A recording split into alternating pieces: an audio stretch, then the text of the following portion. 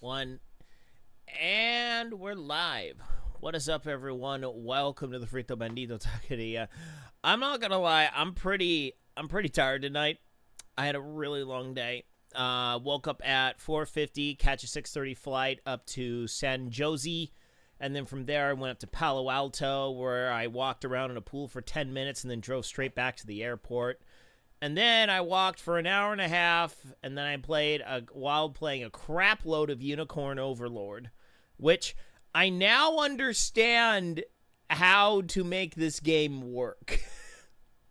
Like I'm a good portion into chapter 2, and I finally understand how to, better optimize my parties. So I basically now have certain groups that just completely steamroll about 50% of the enemies. And it's fantastic, and I love it. So I played a lot of Unicorn Overlord today. And then I flew home, worked on sprinklers for 3 hours, got everything done in the backyard. And then made dinner and made sure my kids didn't kill each other. So, yay! I'm super tired, but we're playing Chrono Trigger tonight, and so we're at the point where we are at still at endgame. We're at the endgame extra quests, and so we don't have that many left, actually. So last time we finished off Ozzy's fort, and what else did we do? We did like one other one. I can't remember off the top of my head. So we're gonna do a quick check. Oh yeah, that's right. We did the whole Rainbow Shell Cave, and the King's Trial. Alright. Alright, let's see here. So, Black Omen. Okay, so that's Geno Dome. Okay, yep. That's it. Yeah, so we just got Geno Dome and Hero's Grave left. Excuse me. So, yeah. And on voice chat tonight, we have Mr. Artemis Black hanging out. Hello, everybody. Alright, we'll pop back in Chrono. Oh, that's right, I need Frog. We'll swap Frog with Marl. And that should about do it. Alright, so we're gonna tackle,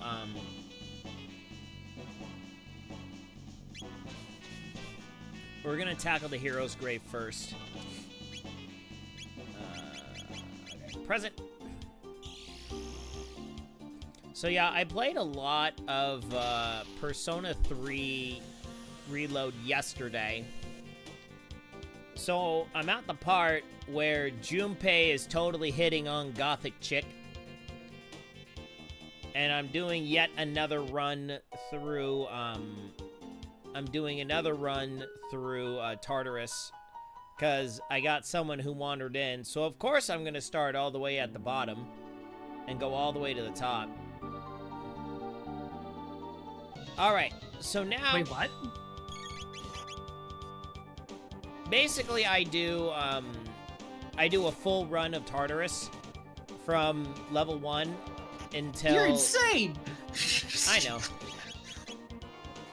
That's nuts! Seriously? What? 285 floors? All just... No, I'm not at 285 floors yet. I'm only at like 120 floors. Oh, so you're just gonna be doing the 120 floors up to this point? Yeah. Okay. Yeah. Basically... Still, I think that's nuts. I've basically run through Tartarus every single time. You wonder why I power level through these games. Well, I mean, I'm sitting up there on the last floor, and I'm level 86. I know. I didn't do that. No, basically, I like to make sure I am so well stocked on money and healing items and SP items. So you can grind life stones like crazy, and that after about level, where I am, I think I'm level like 38 or something. No, I'm at like level 42 or something. And I mean, you know how to get around that, right? What? You know how to get around that, right? Around what? Needing those, like, a ton of those items. What? Just don't use them. What do you mean by don't use them? Just never use them. Okay. I've literally got the majority of my time in Tartarus using so few items. So here's what I do. I use a lot of physical attack skills. Yeah. Just because it is so much easier to refill HP than it is SP. So well, especially with Yukari getting that thing where healing skills only use 5% of their SP. Too. That's I do have to admit, I have had to use a bunch of SP items to like restore people when I'm doing like a full run through of get from the border floor that you ended up with to the next one. Like, especially on the last bunch, it's actually been using a lot of SP because you really can't afford not to. But it's like, for that first portion of the game, I literally never touched my items because it up until getting to the last Monad door, I was able to maintain SP to a pretty good degree. But those final Monad doors are nuts. Right. Yeah. So I've basically and I have a new secret weapon for this run through. I just was able to fuse Grim Heleka. Yeah, reflects both slash and bash. Yeah. I am close to having well, according to Elizabeth, I'm actually close to having the full compendium done. Yes. Like, I've actually made a good effort. However, I don't think I'm going to be able to do so before the end, because since I'm cut off from the school, since it's January, there's a bunch of the schoolmates that I didn't have the chance to fully do their arcana with. Yep. And so there's certain arcana that I haven't gotten access to, and I think that it's made it so that there are certain personas I can't unlock because I can't get to level 10 with those. No, that's right. You won't get the ultimate forms. I mean, the ultimate form, literally. Well, ultimate forms, I've done it with all of my party. Right. But yeah, the ultimate, like, fusions. Right. Yeah. There's a couple of them I can't get. But it's like, I still think I will by the end if I can get my level up high enough, which is a big if, because I think at this point it's kind of like I don't really have anything to do, so if I do go back, it's literally going to be me just trying to see if I can take on the Reaper. Yeah. But I do think of all of the arcanas I did master, I will still be able to get Sataniel. Right. Like, fused. Not just by, like, getting the gift one that they had, but actually performing the final fusion. Which I think is kind of huge. Yeah. Because I have gotten most of the personas that are necessary for that fusion. There's just a couple that are a little higher level than me, and I don't think that they were... I think I've done the arcanas for those, so... I'm close, but it's like I'm having a hard time getting the motivation up to continue just because I am in that literal 31-day stretch from the 1st of January onwards to literally, like, having nothing to do. Yeah, it's rough. there are parts of the game that are super duper rough. This part is so dry, and it because there's no school. Yeah. It's like I literally have no confidants to work on. The only thing I could do is go to Tartarus, and it's like I've already reached the top of Tartarus.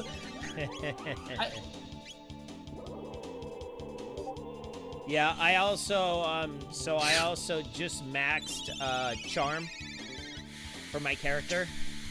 Mm-hmm. So come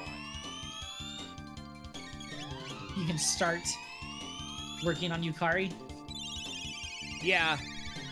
Yeah, so I have full charm, and then I just got level 5 on both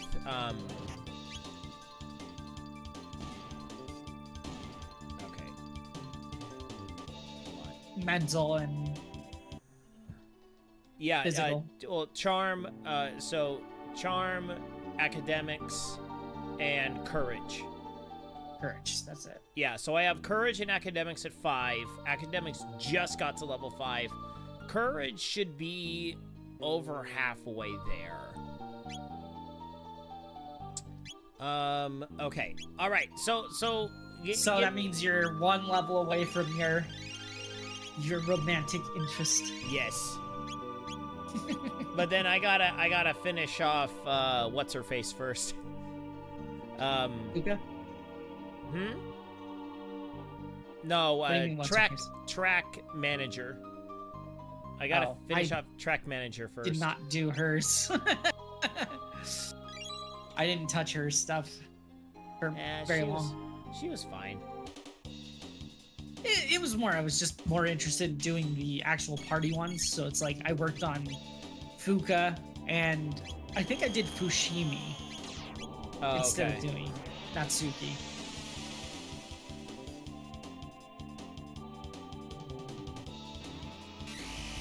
But yeah, it's like I never hung out with the classmate guy. I never never really went with the French guy. And the art guy I did a bit of. Yeah, so I've done magician, the fat kid, grandpa. Yeah, the glutton.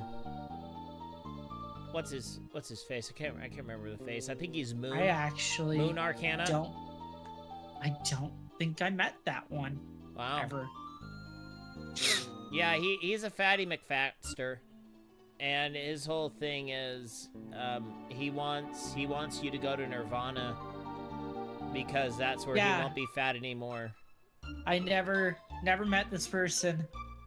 Yeah, this was one of those where you're working on which one is it? I think it's if you're doing the track.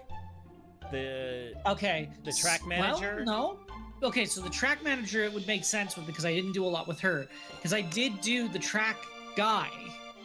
Yes. And unlocked the track star, and so I did the entire thing with the track star. Yeah, so I just started with the track star. I think I'm on level 3, rank 3 with the track star. I did the old couple. Yes. That was actually the first one I got. I did Maiko. Oh, the kid? And that unlocked the little kid. Yeah. That unlocked the dying man. Yeah. So I haven't started the dying man, but I'm about halfway through Maiko. She's just about to run away. I think it's rank 5. I think I am with her. But yeah, I mean, but that's just a great showing of like how differently everybody's playstyles end up going. Because it's like our focuses went in completely different directions. Okay, so let me take a minute and explain what's going on with this quest.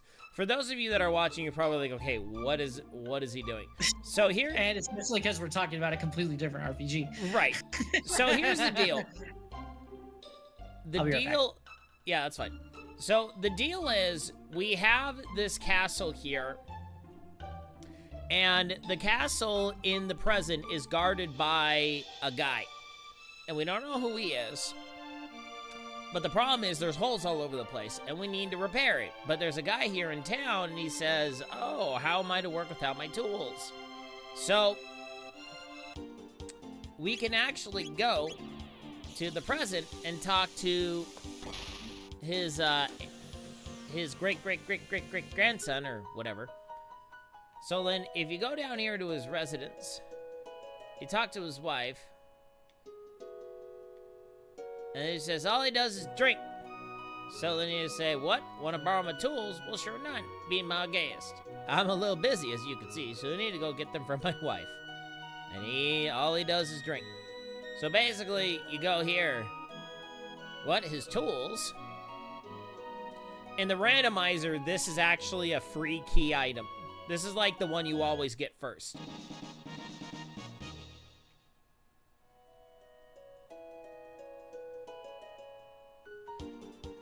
So basically, what we're gonna try and do here is we can't fight that guy because that's just a ghost and we don't really know what he is. And the problem is we can't get any further because the guy won't do the work. So we're gonna do the work back in the Middle Ages. And this is gonna unlock different portions of the hero's grave. Are those carpentry tools you're carrying? Might you be willing to lend them for a while? Sure. Not mine. Don't care. Now I can get to work again. So then we follow this dude back to his house. Says, you my thanks for lending me these tools. 'Twas most gracious with you. Now I can finally get back to work. All right, what do we say we start with the ruins up north? On your feet, you lazy do-nots. Whatever you say, master. All the Fritzes of the world, unite.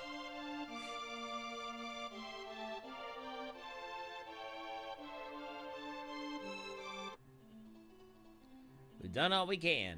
Can't repair monster-infested places. Let us know when you clear the floor of the beasties. We'll handle the rest. On your feet, lazy do-nots. Whatever you say, master.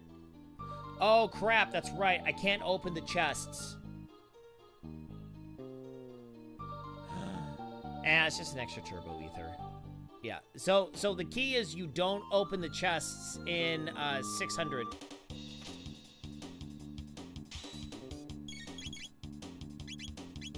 Because there's better stuff later. Well, because you can go to the present, open the chest, then come back to the past and reopen the chests. So you can basically double dip on the chests. There's not many places where you can actually do that, but this is one of the places that you can.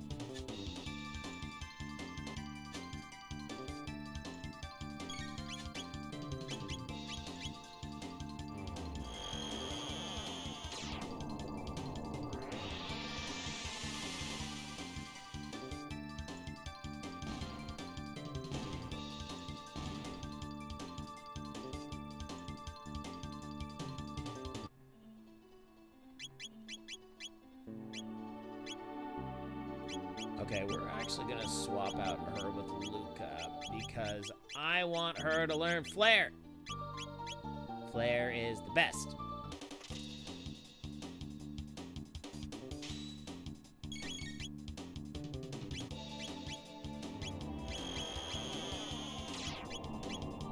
Well, despite having mentioned it earlier, I am not playing Sword Art tonight.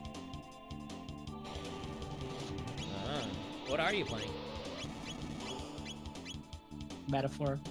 You got it for PS5? Yeah, I did.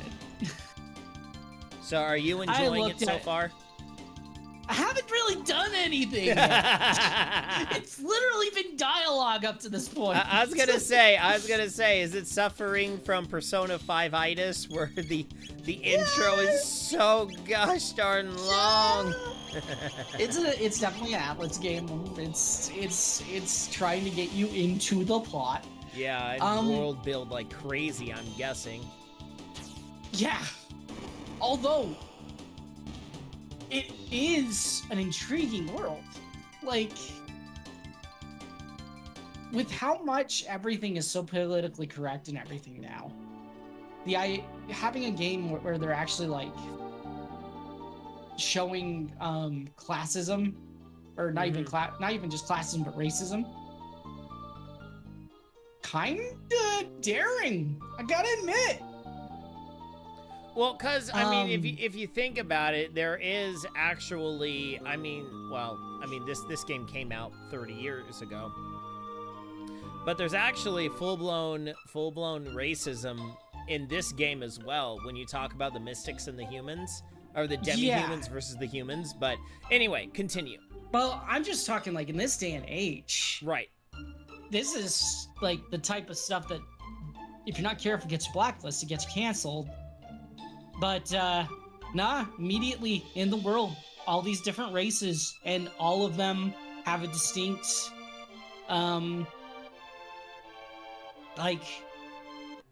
place in the kingdom. Right. With the class, with your race, which is basically the most human of all the races, being the most looked down upon. Humans suck. Yeah. So it's like, it's interesting because usually it's the opposite way with the demi-humans and the elves and stuff always being the ones that are frowned upon. And like, nope. You're characters of a race that is apparently very much prejudiced against. So yeah, a very interesting start. Kind of speaking on that, you know, there's something that caught my eye today, and I'm a little worried. Oh wait, hold up. Cutscene time. So this is where you learn that this is Cyrus's grave. So it says, "Here lies Cyrus, the fool who dared to challenge Magus." So Frog says, "I will fulfill the oath I swore so long ago, my final promise as well." So then you get this really, really nice and touching reunion between Frog and Cyrus. Raises out of the grave. Cyrus. Glenn. Thanks for making the journey all this way. You must think ill of me. Ah, you think over much. You come far, my friend. I was never as fine of a warrior as you are now. As Magus fire consumed me, my heart burned with the thoughts of all I'd left unfinished, and all I left behind. Magus, King Guardia, Queen Lean, and of course you, my dear good friend. Cyrus! But the skills you've honed all this time are superior to any I could ever claim to know. I can rest now knowing that all will be made right by your hands. Farewell, my friend. Cyrus, wait! And Cyrus was gone, pixel by pixel. The Queen, look after Queen. Farewell, Glenn, my friend. Cyrus! Forgive me. The Masamune. So this is where you power up the Masamune. So this now becomes Frog's ultimate weapon. So which is funny because you actually get a couple decent weapons in the Black Omen, and they're now useless if you do this quest.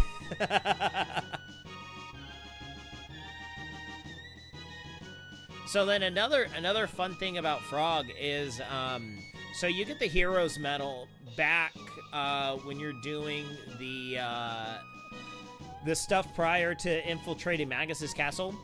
So the Hero's Medal gives you like almost double, if not triple, the critical rate. So you get crit attacks like all the time with the Masamune. That still works with the powered up Masamune. It is so broken. It's fantastic. So anyway, but yeah, okay. So with that, the new Tron game that's supposedly coming out. It's by Devolver Digital, and wait, what?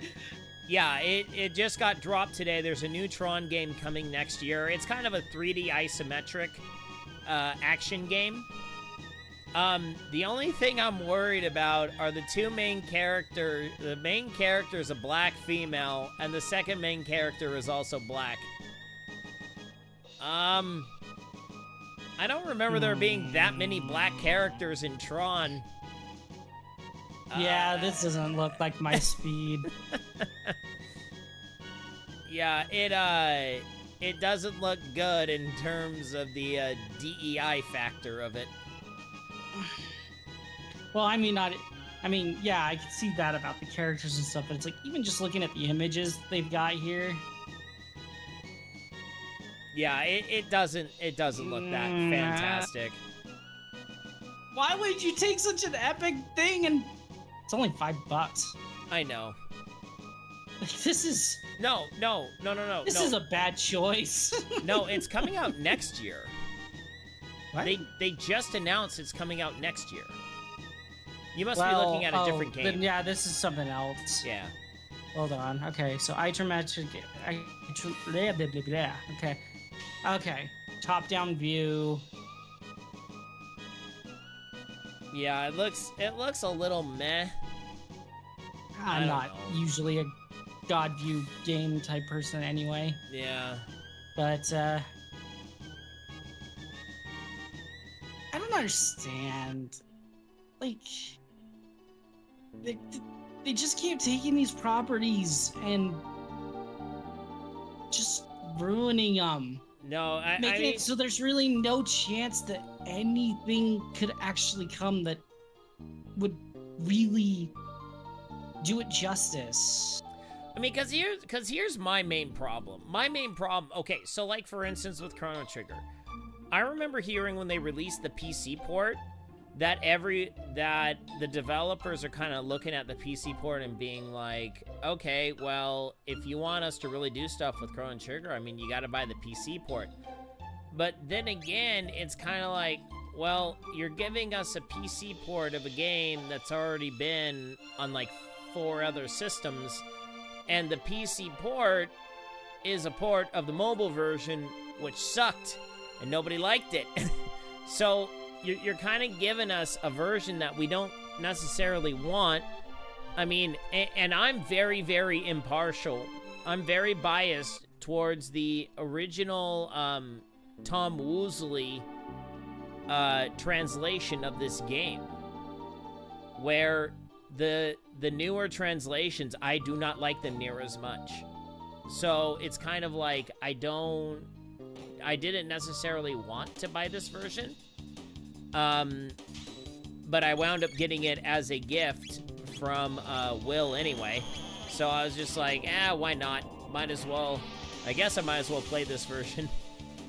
And I can't hook up my Super Nintendo into for a stream. Oh, hold up. Light bomb. Nope.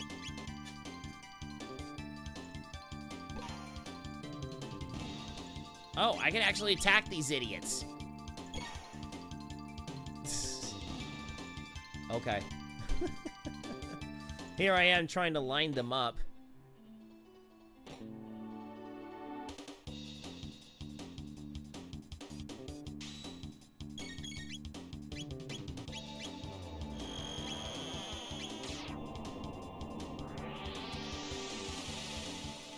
But it's like I feel like with so many of these IPs, they're like, well, we gave you a game based off of the IP and nobody wanted it.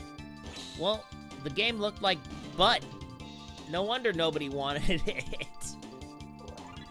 You know? It's just like, just people just don't want... I just don't know why... Just the sad, sorry state of, you know, lots of these major game companies right now is just staggering. I mean, the one game that I am the most interested to see what happens is that new Assassin's Creed game when it comes out next year. That is going to be very interesting what is going to happen with that game. Because I can almost guarantee you, unless they completely 180 the entire main character, it's gonna fail, and it's gonna fail miserably. And I honestly don't know if Ubisoft can take another ginormous fail like that. I just don't know if they can. I mean, it's kind of apparent that they really can't. No. I mean, they're running with their tails between their legs back to Steam saying, "We're sorry about our exclusivity deals. We need you to take us back." Yeah, it's... And all this on top of like their own store at Uplay has just been horrendously bad ever since it released. Oh yeah. No, I've only picked up like 1 or 2 free games from it, and that's it. I mean, to be honest, I have never really had lots of desire to play a bunch of Ubisoft games. Like, the only one that I can 100% say is one of my favorite games on the PS2 was Beyond Good and Evil. And I still need to play it. I've heard how good it is, and I really need to actually play it. I've had it downloaded multiple different times. I just every time forget because it is on the Uplay store. Yeah. I don't think to go to Uplay to play anything. Right. And so I'm just but sitting there like. But I will honestly say, I have my PS2 copy of it, and I was so surprised at how good that game was. I played this back at my old house. So this is probably 2012, 2011, 2012, somewhere in that region. And I just remember playing the game, and I'm just like, this is so good. How did I not know about this game back when it was, first released and stuff? I just never picked it up. And I heard some decent things about it. I found it at a secondhand game store, and I took a chance. And I was very pleasantly surprised at how good it was. Yeah, I really do need to give it a try, just because it is in that vein of games that I know I would enjoy, and I've heard amazing things about it all the time. But yeah, it's just because it sits over there in the Uplay store that it just doesn't get noticed. I really just need to install it and have a desktop icon reminding me, hey, play this! But no, I'm with you. Like, when it comes to the Ubisoft stuff, I mean, I've enjoyed the Assassin's Creed games, at least for the most part, when I played them. Like, when Origins came out, it was a bit too big for me. Right. In that it's like I enjoyed most of all of them that had come before it. I didn't play through the entire thing of Syndicate when it came out and everything, and that was just because that was about the time that I stopped dedicating so much time to anything that I wasn't as interested in. But I mean, there's always been the occasional thing that comes from Ubisoft that I'm actually like, oh, this is actually quite good. This is actually a lot of fun. Some examples being Child of Light is one of my favorite RPGs ever. Child of Light was very good. I have played that one. The music alone makes that game worth playing. Yes. But on top of it, it's like, it's a battle, it's got a combat style that's unlike anything else that was around at the time. The use of the ferry alongside like what you were doing was so well done. Yep. I've never seen a mechanic like it since either. And what's more, like, the story is beyond phenomenal. Yep. Art style, everything about it. And I mean, there's a big reason you can kind of think about it. There you can see it. It's the fact that it wasn't made by the main Ubisoft core team. It was Ubisoft Montreal. And it seems like every time their hands are something, it's a banger. So outside of that, so it seems like when it's not like their main thing, it seems like there's kind of success that comes along with it. I mean, they've got things like Rainbow Six Siege, which, okay, people can enjoy that as much as they want. And the Far Cry series has always been popular, yada, yada, yada. For me, there's always just like the Child of Light being a standout, and then the surprise hit that I liked was Immortals Phoenix Rising. Right, yes, I remember you talking about that one. What was that one supposed to be? Oh, shoot. I think I screwed up.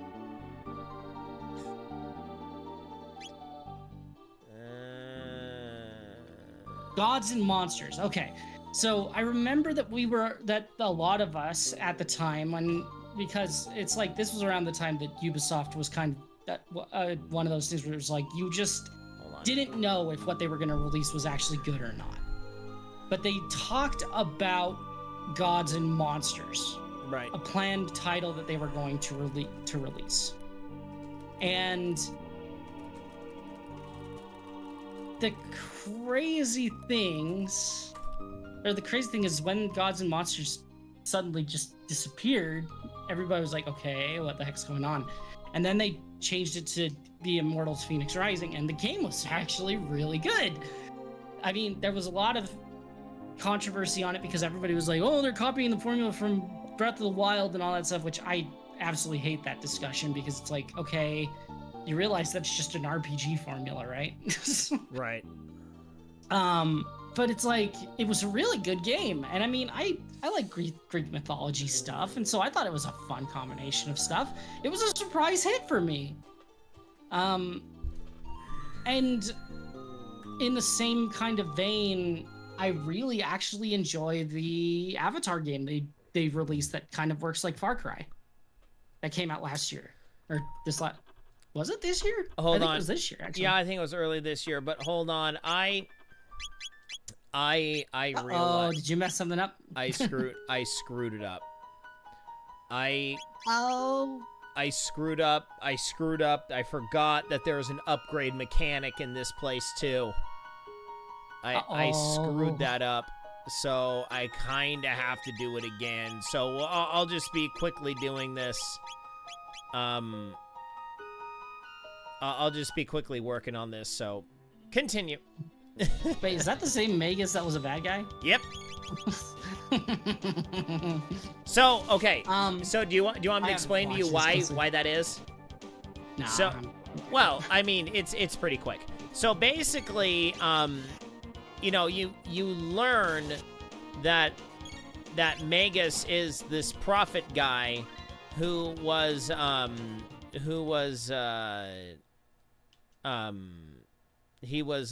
working with Queen Zeal in the Dark Ages.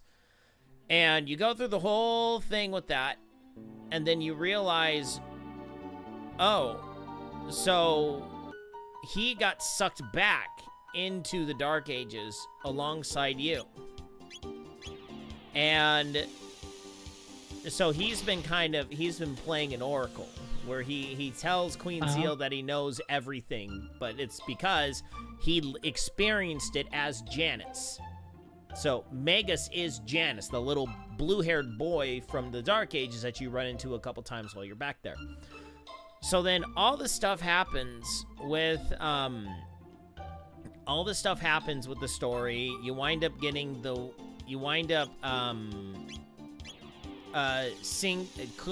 Kingdom of Zeal gets sunk to the bottom of the ocean. You wind up and then you wind up getting taken aboard Dalton's the Blackbird. You battle through the Blackbird, and then after that, you get the opportunity to fight Magus. Now, you actually get a choice.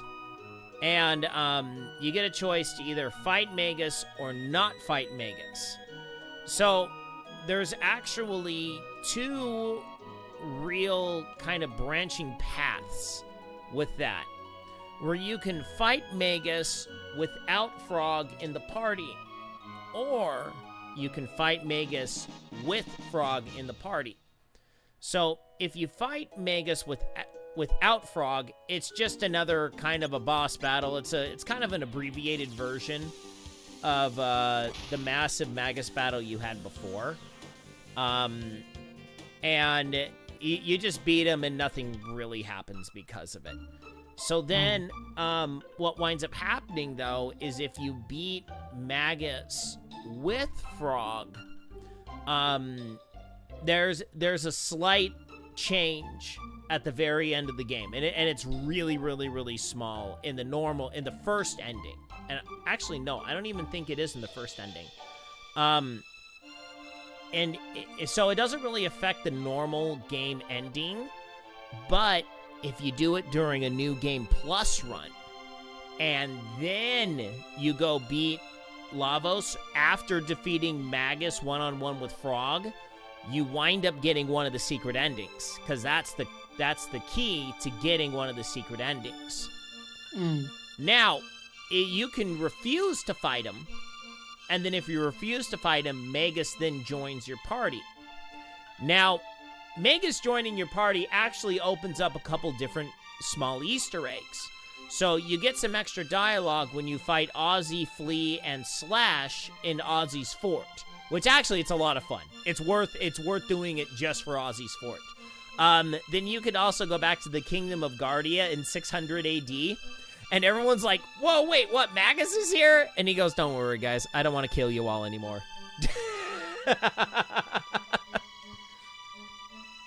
So that's kind of fun. So basically, unless you're going for that ending, there is absolutely zero reason to fight Magus. There's just no real reason to. And then you get him as a part of your party, and yeah, there's the one big reason that you want him in your party is because of a turbo tech called Omega Flare. It basically is your best nuke spell. It just nukes everything. Except for Queen Zeal. You do it against Queen Zeal, you're gonna have a bad time. Cause, what is it, the face? Like, you can't hit the face. Like, you basically go to town against the left hand, but you can't hurt the face, or she, like, goes berserk on you and just murders you very fast. So, crap.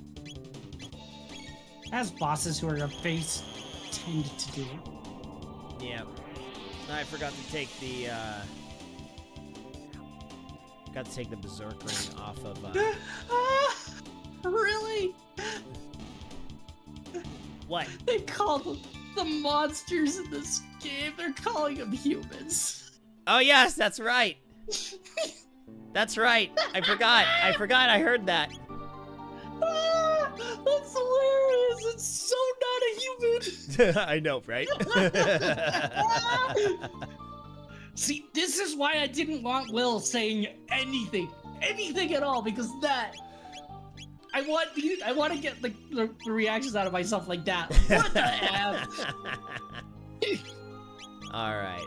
This is just one of those games where you just don't want something ruined. Yep. No, I get that. No, I'm very excited to start playing it. Okay.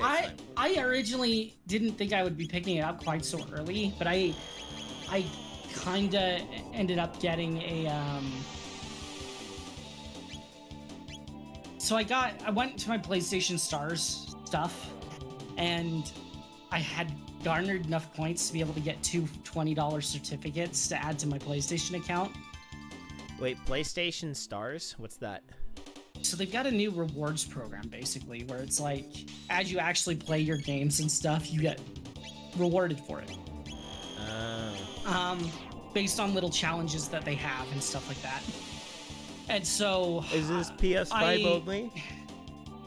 No, this is... Well... There are certain challenges that can be done on PS4 or PS5. Oh, okay. But there are a lot of the games that are coming out and stuff that aren't on the requirements PS4, are to play. Right.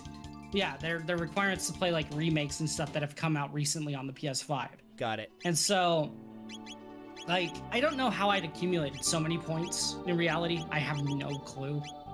But I had 11,000 of these points, and it was 5,000 to get a $20 certificate to the PlayStation Store. So I was like, oh, okay, I'll pick this up. And with having like already picked up Sword Art and everything, I was still kind of on the fence of things. It was like I was trying to figure out, because there's so many games coming out right now that are just like, I'm actually interested in buying that.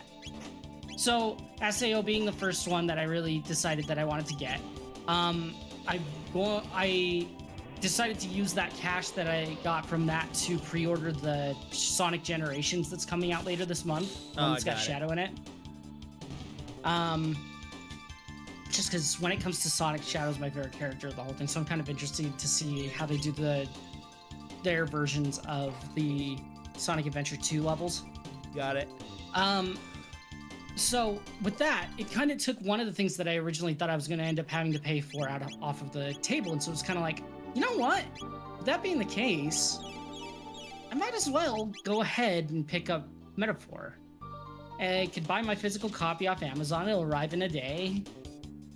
So I picked it up. So, but that does add to the situation of now I've got like 3 different games that I've got to figure out when I want to play what.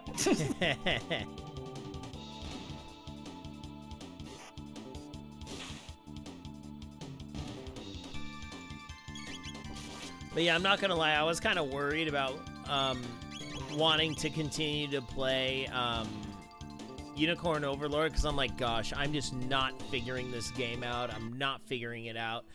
And then I now figured it out.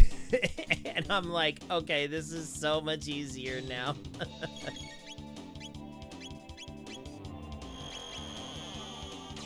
Because the problem is, it's very, you know, it's a tactical RPG.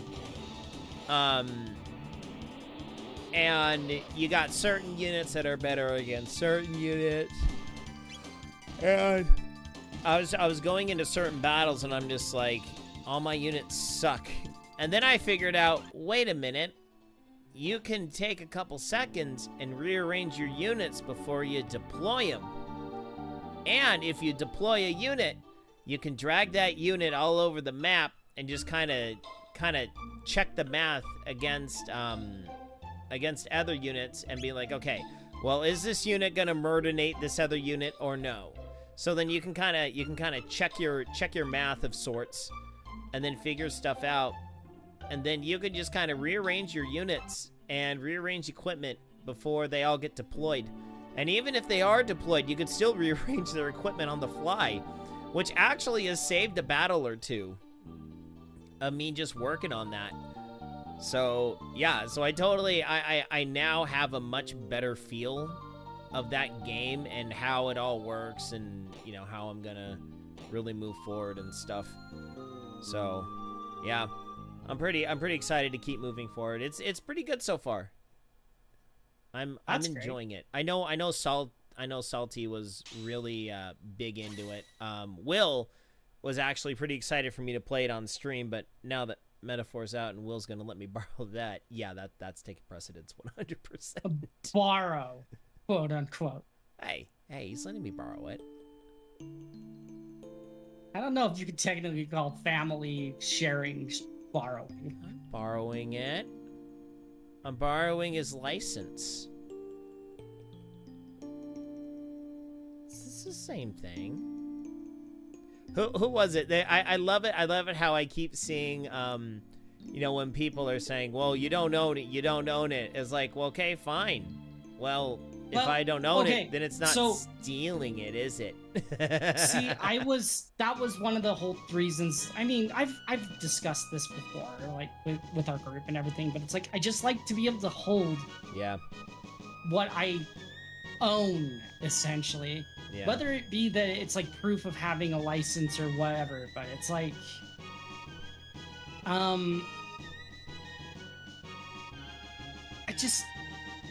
otherwise I would have applied that money that I got towards just buying a physical copy or a digital copy of Metaphor. Right. Except that specifically, apparently, in Metaphor's end user license agreement, they made it a thing to specify. Yeah.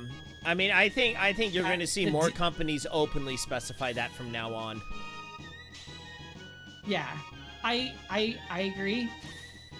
I think, but do you know why? I think I know why they're doing it now. Because Europe is starting to they're starting to make waves in terms of saying that if a game is published and people buy it, video game companies just can't dump it. They just can't dump support for it like super quick. Basically, because people waste their money. Especially in Europe, have been getting extremely upset about games that have their servers shut down and so I wonder the games become essentially unplayable. Yeah, so I wonder if this is essentially kind of the game industry's backlash to that. You know, but what's interesting though is with all these hard drives, you know, hard drives that are becoming faster with read-write speeds. I mean, I fully understand why, you know, game companies, because you would think about it, Artemis, how easy would it be to throw a game on a flash drive? I mean, you look at all of the emulators out there, and that kind of answers your question. No, I know. But in terms of like, because I understand why a lot of why a lot of people were jumping ship on physical media, because physical media, it's really, you know, back in the PS2, PS1, even PS3 era, the load times sucked. Load times are terrible. But now with SSDs and stuff, the PS5 is the perfect counter to that now. Right. Where literally things are instantly loading. I mean, when I was playing Warframe with Operator and I had it streaming, he would be watching it and he would watch as his thing would still be loading. He'd see that mine was already done and I was already in the mission. And he actually would remark, like, holy crap, the PS5's load speeds are nuts. Yeah.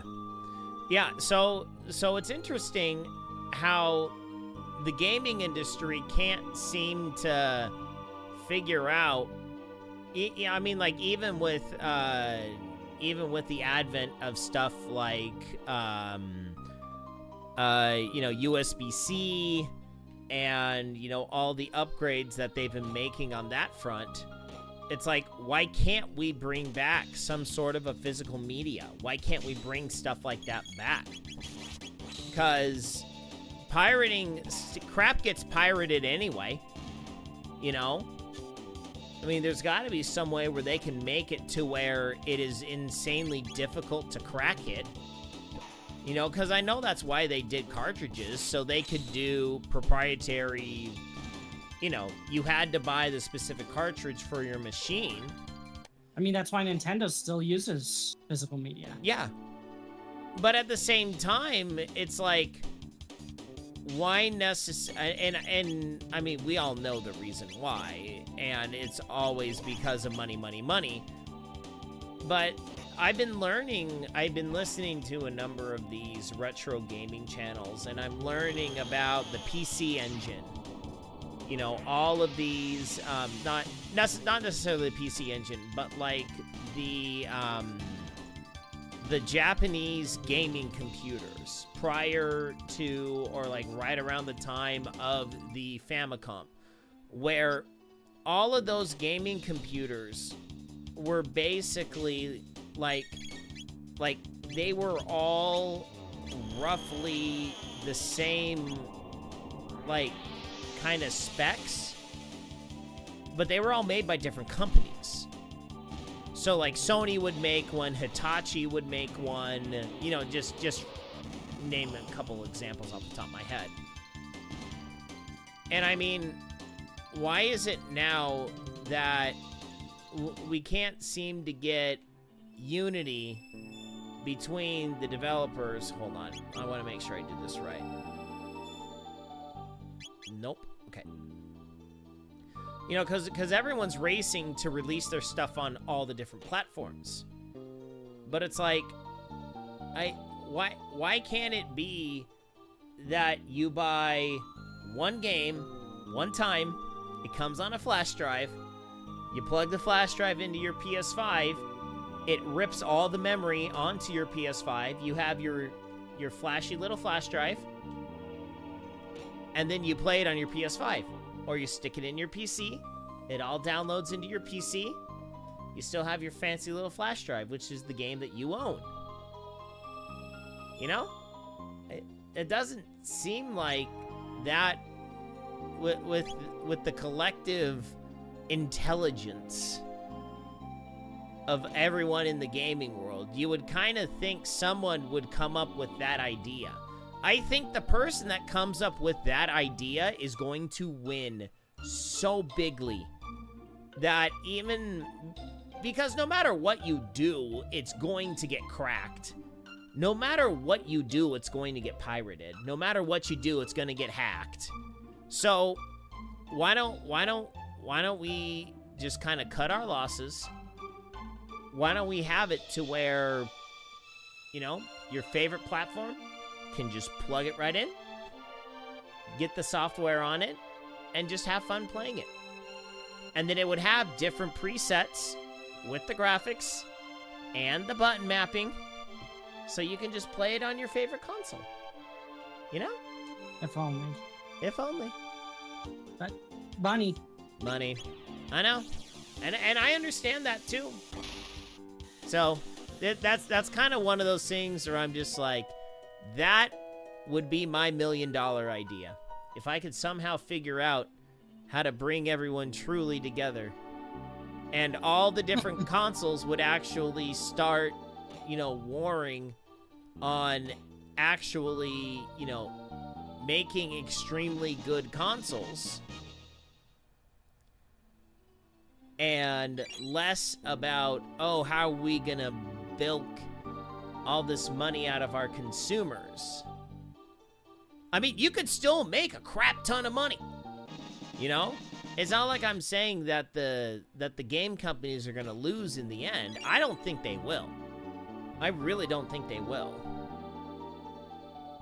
I mean, what you're gonna lose out on is a little bit of the double dip market, where people are gonna buy stuff on multiple consoles. You may lose a little bit of that, but I mean, sincerely, how much of that is your market, really? All right, so finally, I finally gotten back to now I got the upgraded weapons and armor, because I want both the Moonbeam armor and I want the Nova armor. Those two are going to be very, very useful in the upcoming Lavos fight. Because, so Moonbeam armor... Yeah, Moonbeam armor is just extremely, extremely, tanky. And then the Nova armor, let's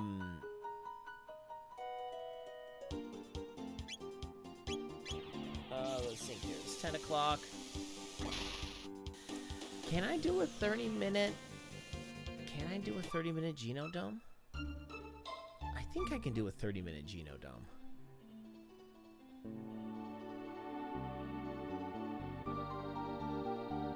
Yeah, we're gonna go for a 30-minute Geno Dome here. So now we're doing Go ahead. They've given me a second character, but it's like, it's because he's AI controlled, so he's using all magic attacks. It's just like, you're a moron, you're a moron, you're a moron. Like, we have a boss fight, and you're using all your magic now, and I can't tactically tell you not to. Welcome to playing Persona 3 on the PlayStation 2, my friend. Oh, I know, I know. I mean, the original Persona 5. No, you could, you had the option. I think at Persona 4 it starts you out. Yeah. With them under AI control. Yeah, but that's like one fight. You have to actively like tell it to turn it off. Yeah. It is like one fight, unless you don't know about it, which they don't tell you. Yeah. So, okay, so now we got the Valkyrie bow with Marl, which is the bow that I wanted. The only problem, the Siren's Kiss can inflict stop, which that's a lifesaver in some battles. But it's kind of the much higher damage output is way more desirable than the random stop. All right, there you go. That's it. Okay. All right, we're gonna hit a quick heal here. Nope.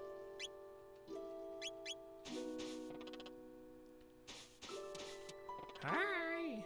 I like the variety of choices they let you make on the dialogue here. Huh. Like, they give you a lot of different choices. And it really, I don't know if it actually has any effect outside maybe changing the dialogue you get back and everything, but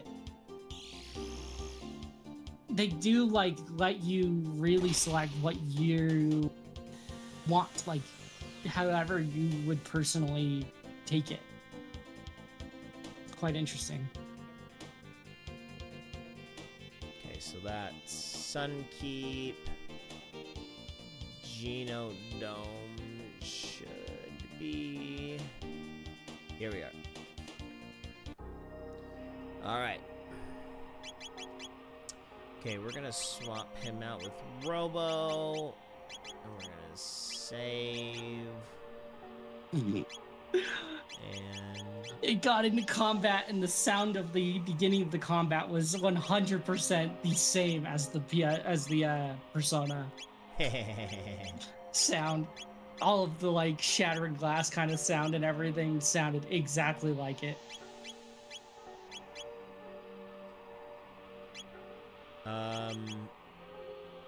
Oh yeah, I'm gonna want Paco. And then with him, we're gonna take that off, and we're gonna throw on the gold stud, because I want him just spam casting Luminaire on this first part. Okay. So now this is the Geno Dome. The Geno Dome is basically where Robo was first produced. This is basically where you're going to meet Mother Brain. And yes, it is called Mother Brain in this game. So now Isn't it actually the same Mother Brain too? No, it's not. It's not the same. It is not. Okay. No, they weren't that shameless. I feel like I've seen that Mother Brain design show up in another game. I just don't remember where. I don't know.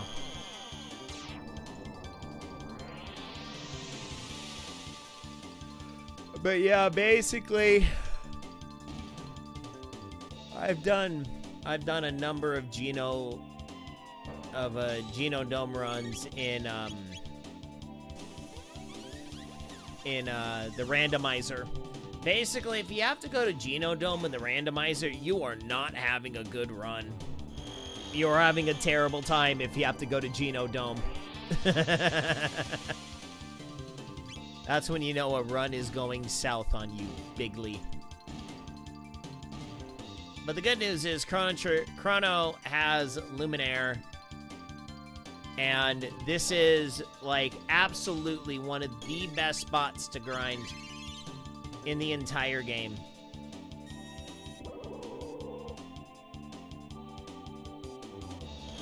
There's a place in Ocean Palace that's really, really good if you're doing the randomizer. It doesn't really work on the normal game.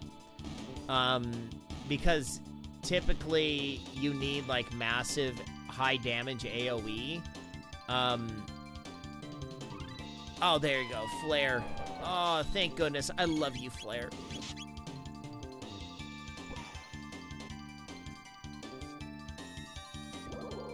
So now we get Anthropode 3, which is by far the best dual tech in the game.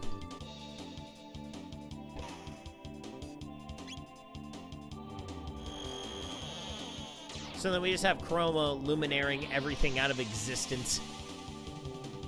I remember the first time I saw this attack, I'm like, dude, that's awesome.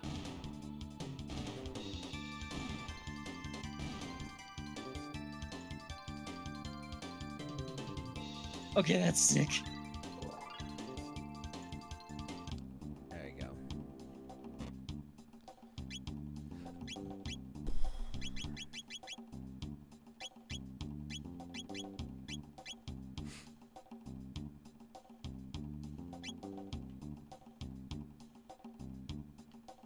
Okay, so we're gonna take care of a couple things first here.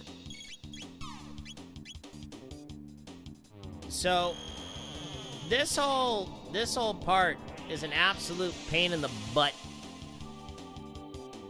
So basically, the gimmick here in the Geno Dome is there are certain parts of the Geno Dome that are not functional. And you have to use Robo in order to actually power stuff on, and it sucks, and I hate it. But alright, 300 years ago, lava disaster brought drastic and devastating change to the planet. Current rate of decline, humanity is doomed. Disease, you call despair, already consumes you from within. So, in the randomizer, you don't listen to any of this dialogue, but you actually, so we're gonna turn that on. But we actually get to watch it here. So that is not a tab. That looks like a tab, but it's actually a vent. So if you want to go back outside, that's how you use it. But you can also, use it to go back out and then run through that, run through the main entryway again. So if you just want to grind TP, you get like over 150, 200 TP per run, which that is an insane amount of TP in this game.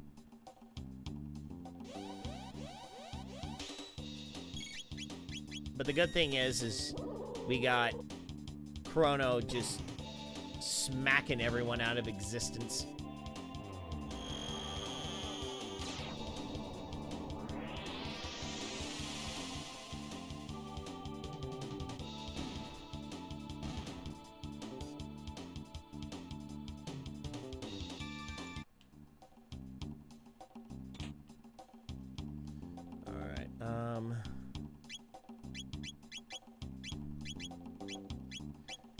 We'll throw Magus into here.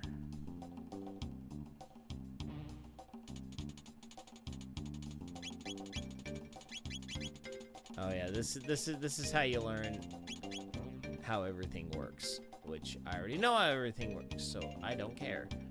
Oh, okay, yeah, these guys can be an absolute pain in the neck, but I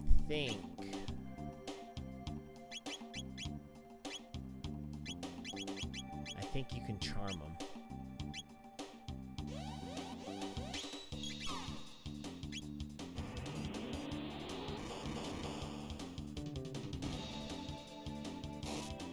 Oh, crap.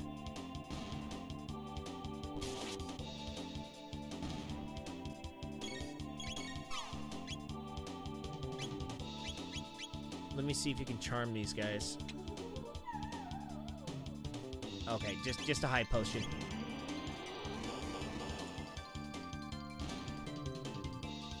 Okay. Okay. Okay, we're gonna put Magus back in. So left and then right. So that turns that on. Okay, so we're gonna grab the first doll. So you see that little bolt from Robo. That's your thing. So then we're gonna grab that. So basically what we have to do is we have to grab 2 dolls.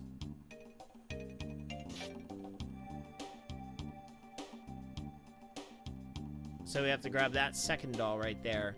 But that guy will keep screwing you over. All right, let me see if I can actually get this.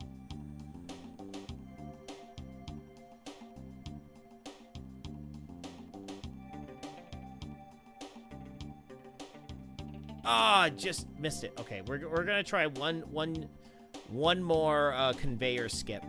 So basically, if you do it perfectly, you can actually get all the way Oh, no, no, no, no. You can actually get all the way from there all the way to the other side. Yeah, I'm probably not. Nope. Okay.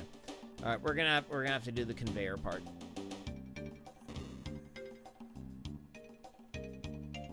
Oh, I gotta open this door first. I remember agonizing as a kid, and I figured out how to do it, but I was not very typically successful with it. Okay, there you go. Buttload of money, all the good stuff. All right, so we're gonna go through here.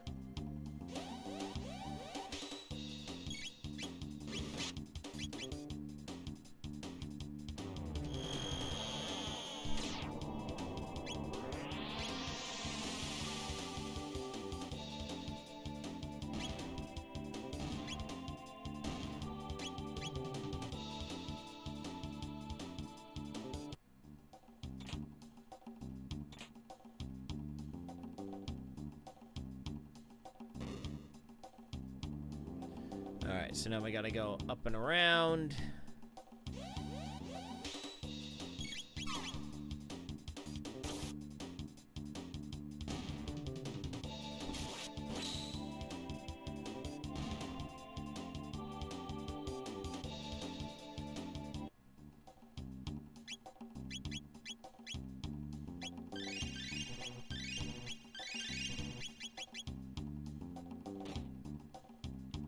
So now we gotta... Okay, do you not realize if the existence of you creatures, this planet would be at peace. Yet you still struggle and fight. For what? For what do you fight for?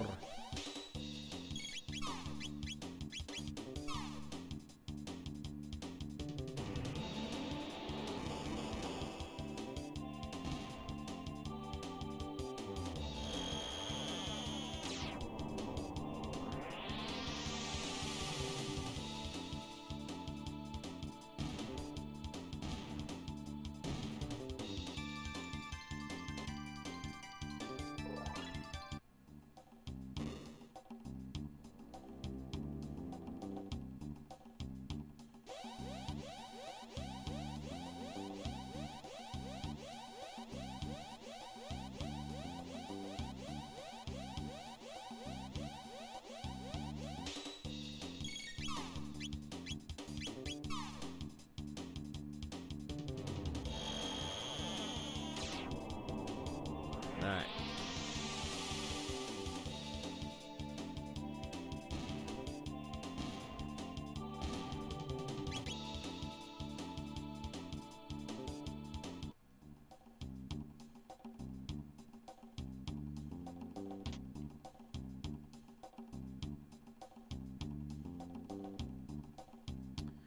So that whole round was done so we can get the conveyor belt to switch its direction.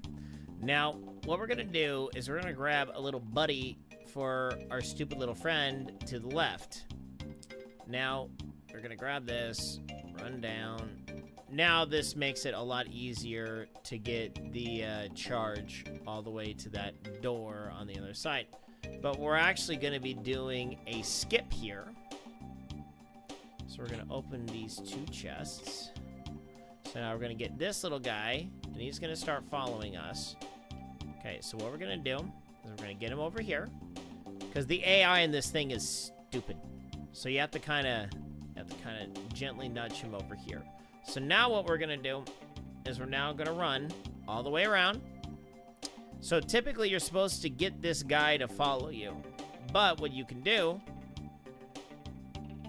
is he just slides right over that thing.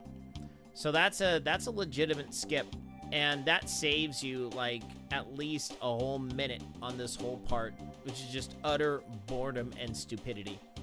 So even though it doesn't save you that much time necessarily, it is so much better. And there you go. Vigilant hat. I thought there was a tab behind one of these two. That was was behind this one? There was a tab back here. There you go. There's the speed tab. That's what I knew there was something back there. All right. So, now that we've done that, now we can go back to here. Oh, crap.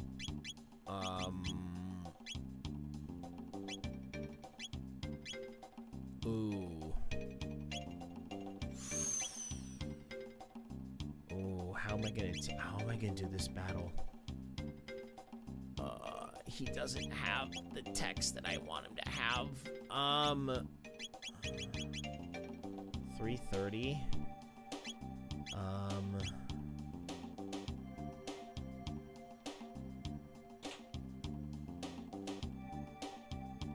We're gonna do another round. You know what? We're gonna do another round of the conveyor, cause I need him to have the Uzi punch. He needs to have Uzi punch for this next battle.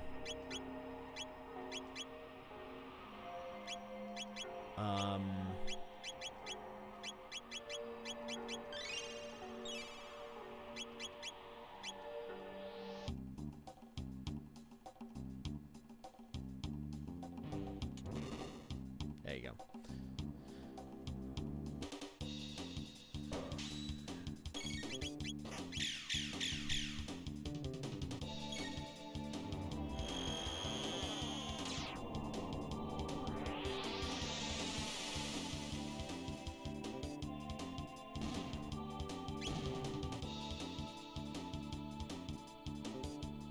It's just so funny.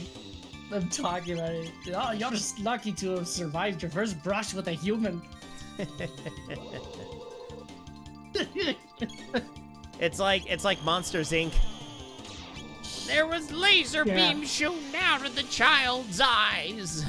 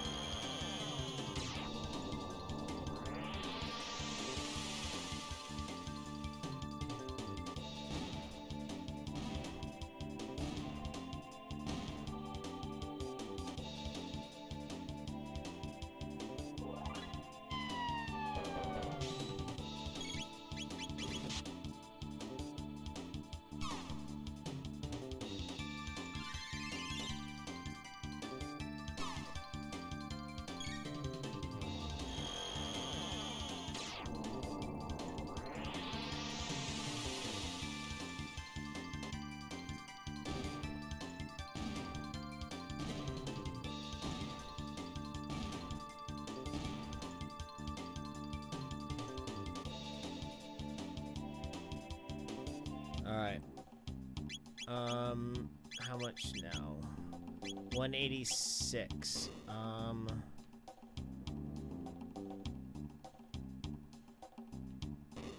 Yeah, we'll do one more round.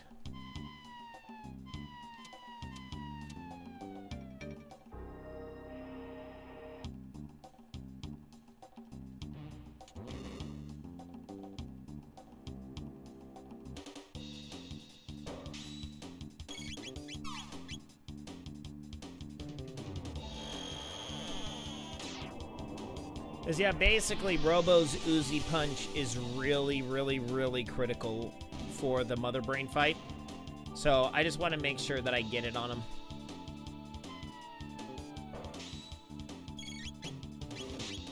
And it's also good experience on top of that. So, maybe we'll be able to pop another level or so. Because, basically, we have the Atropos fight, and then a little bit of story, and then the Mother Brain fight, and then Geno Dome is done. So we've already gotten through the meat of it. Because then tomorrow's going to be Black Omen. We'll do a full Black Omen run.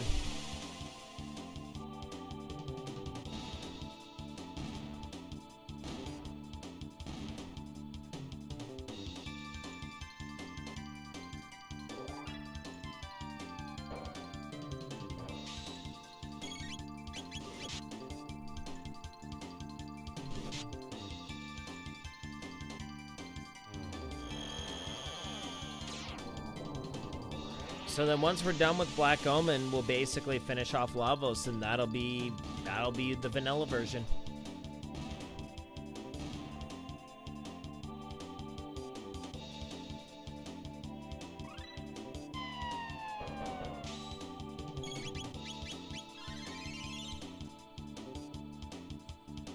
Oh, sweet. Skipped a bunch of enemy turns. Yay.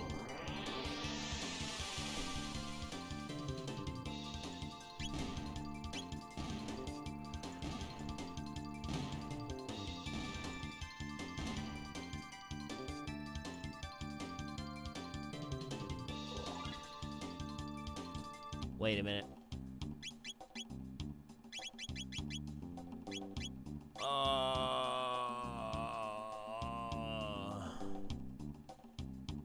Did you figure out something else? No, I got one more. I gotta do one more run. I'm 42 TP away.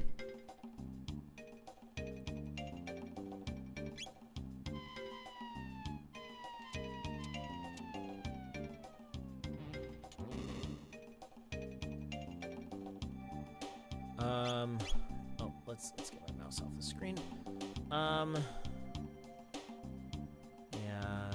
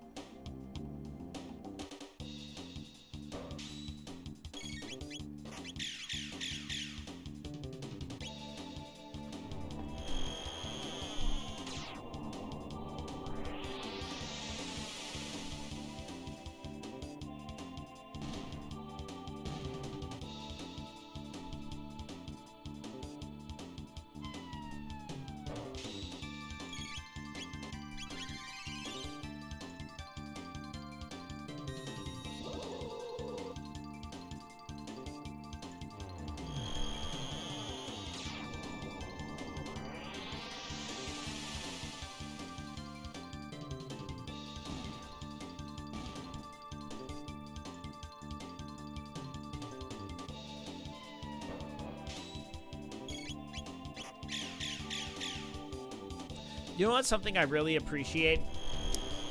I appreciate when flight attendants come over, because I always sit on the exit row and the emergency exit aisles.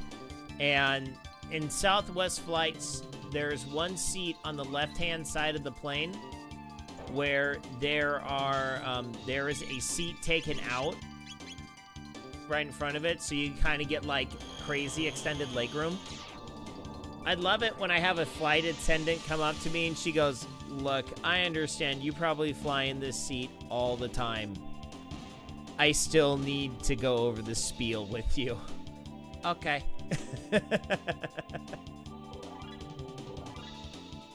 Oh, good. Another level for both of them. That legroom sure is nice, though. Dude, I will say one thing. It was really funny. I can't remember, it was like a month or two ago. There was this whole viral video about these black ladies who were all getting all pissed off at the flight attendant because they're like, "We need you to say yes, that you'll help with people if there's an emergency on board." And she's like, "Well, I'm not gonna help people." It's just like, wait, what? It's like, who sits in the exit row and says that? And Really? I think it was like some political person too. I can't remember who it was, but it was an actual like political person, you know, who actually held public office or something like that. She's just Did they kick them out of the seat? Because that's the whole point. I can't remember. But it's like, dude, there's more to the seat. Yes, I completely I choose these seats every single freaking time just so I can kick back and relax. But I also understand there's a responsibility with this seat where if the crap hits the fan, I gotta help people. Which when I say yes, I mean yes. Okay, hold on. Cutscene time. Welcome home, Prometheus. Atropos. Yes, it's been some time, hasn't it? Come and join me. There's no pretend to be on their side anymore. Hee hee. Unlike the other R-series, Prometheus was given a special task to live with humans and study them as a species. Indeed. It's no lie. Tell them, Prometheus. Step aside now. We'll eliminate these humans and go see Mother. Magus is like, you wanna go? You wanna go, ho? We'll go. Let's be on our way. What are you doing, Prometheus? I will not allow you to hurt them. You have been damaged, and you must have tampered with you. I'll destroy them, then I can fix you. Atropos, you have changed. You are not the robot I knew before. No, I've been upgraded. Mother made me to eliminate humans more efficiently. Step aside, Prometheus. My name is Bolts. Prometheus. Bing. Please wait. Stand back and leave this to me. Oh, shoot. I didn't. Okay, we gotta restart. We gotta restart this fight. I screwed up. I needed to put the prism specs on him.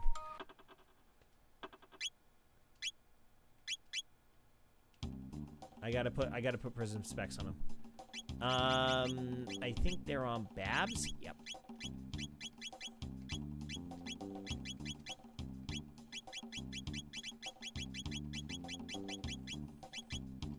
The prism specs make this fight basically trivial.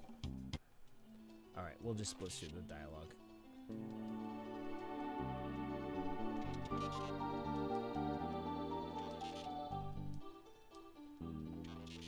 The only problem is Robo Bolts is at a speed disadvantage. A pretty bad speed disadvantage, but he'll with Uzi Punch plus plus the prism specs, he'll be able to out damage Atropos, no problem.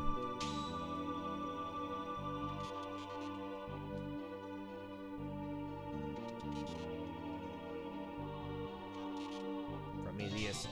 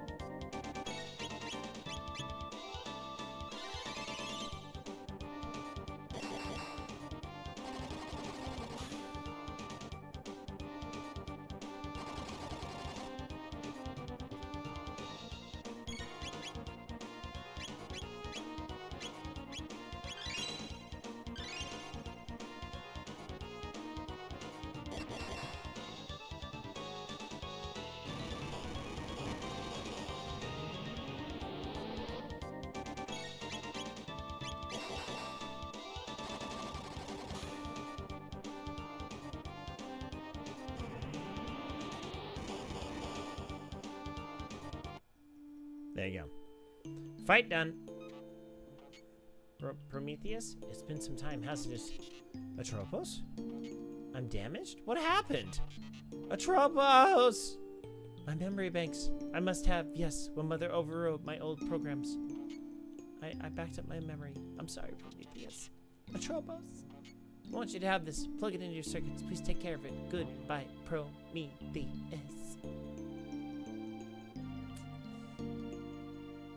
Alright, Atropos ribbon.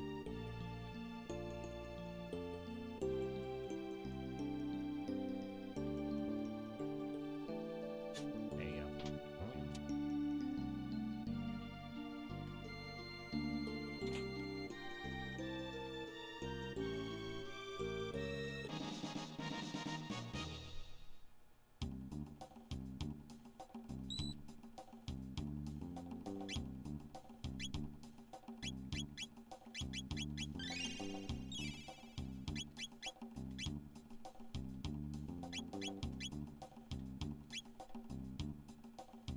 There you go.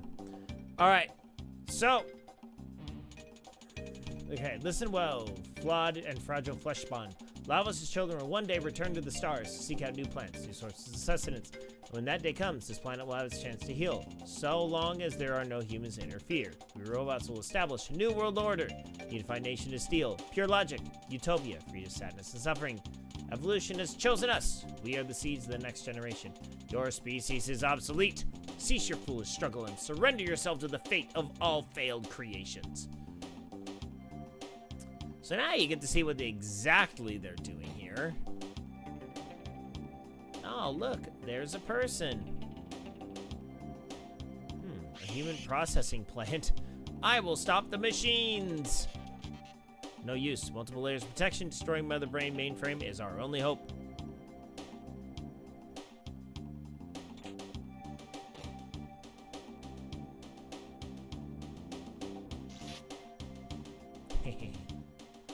All right.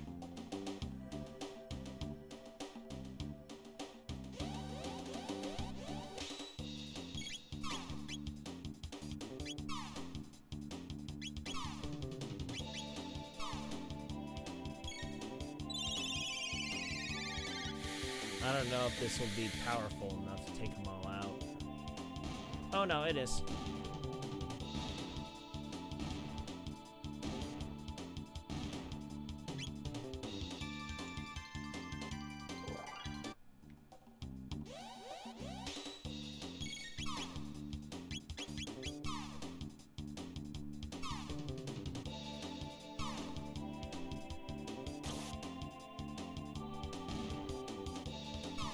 Hey, what up? How you doing, Icy?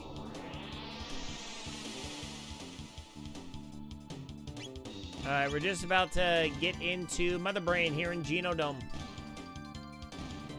That was the last non-Mother Brain battle of this. So then now we're going to place the two dolls. That opens everything up. And then we're going to be ready to face off against Mother Brain. Now, I don't want these two. I want these two.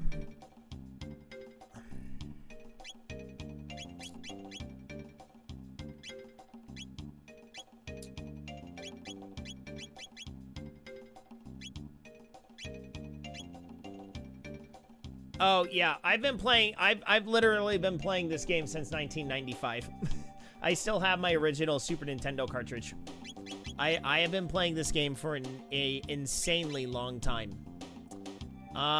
Okay, so here's the key to this next battle. The key to this next battle, excuse me, let's go, yeah, we'll go Power Ring. The key to this next battle is damaging Mother Brain herself without actually destroying the monitors that are behind her. If you destroy all three monitors that are behind her, she starts going berserk and you're basically toast. Unless you can just insanely out-damage her, which is almost impossible at this point, well, being sub-level 50. When you're about level 60 or 70, you can just out-damage her. But you can't do it at this low, at this kind of low-ish level.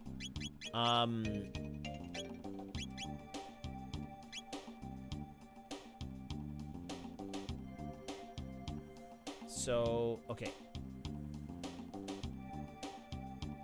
So what we're going to do is we're going to use Anthropode 2.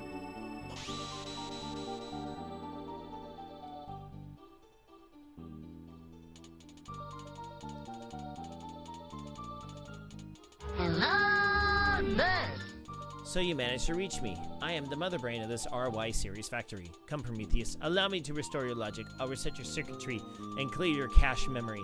Then we can dispose of those filthy humans together.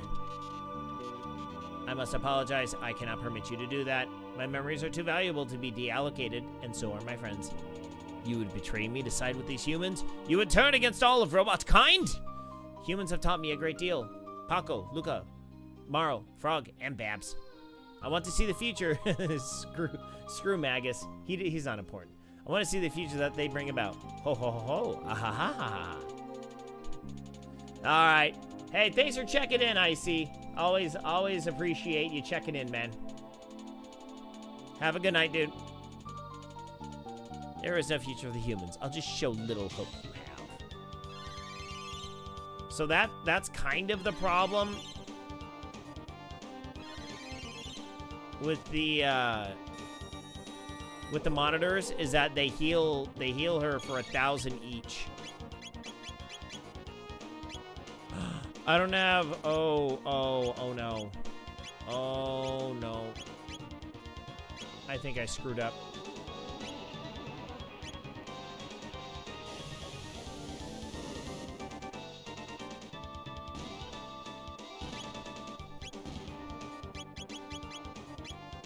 Interesting.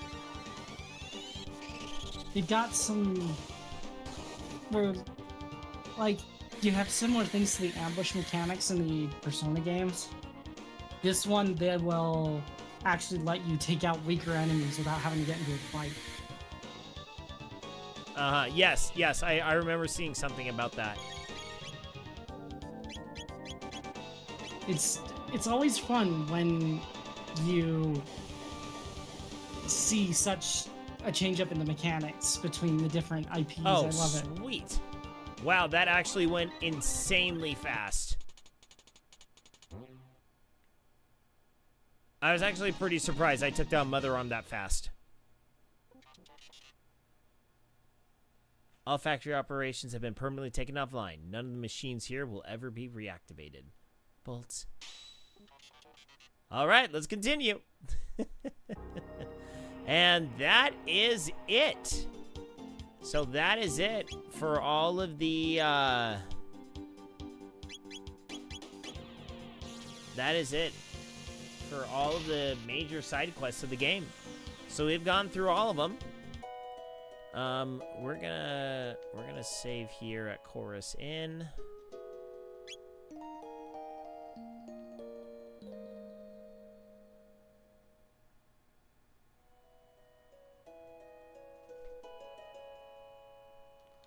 Okay.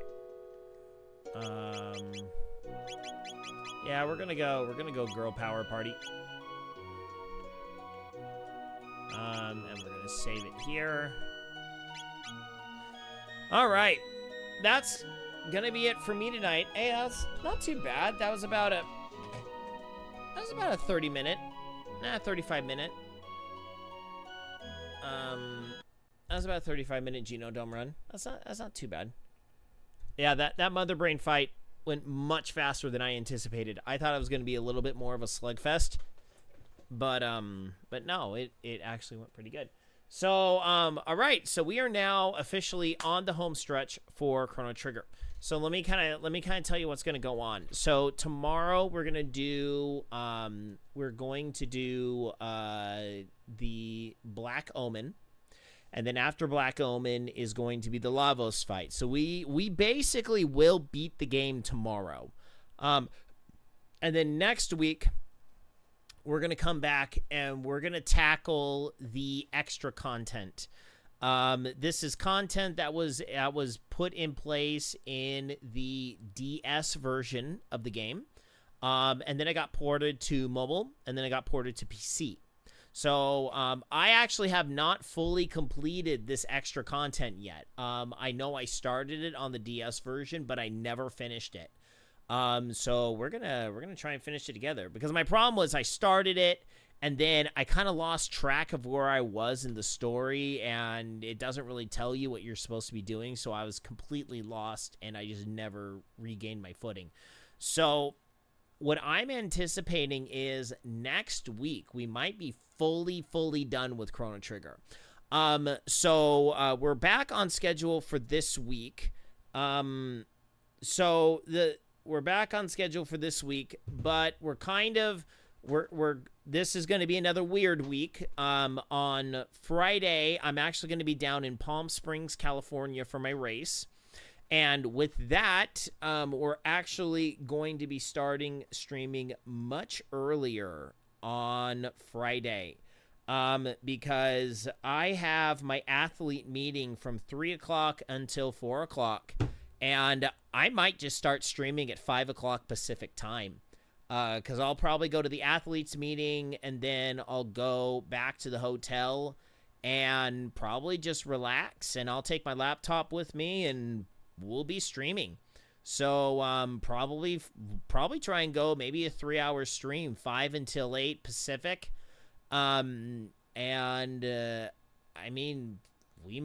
I might just play the Guardians of the Galaxy game. I mean, I'll have to keep tabs on my computer, make sure it doesn't like overheat and crap.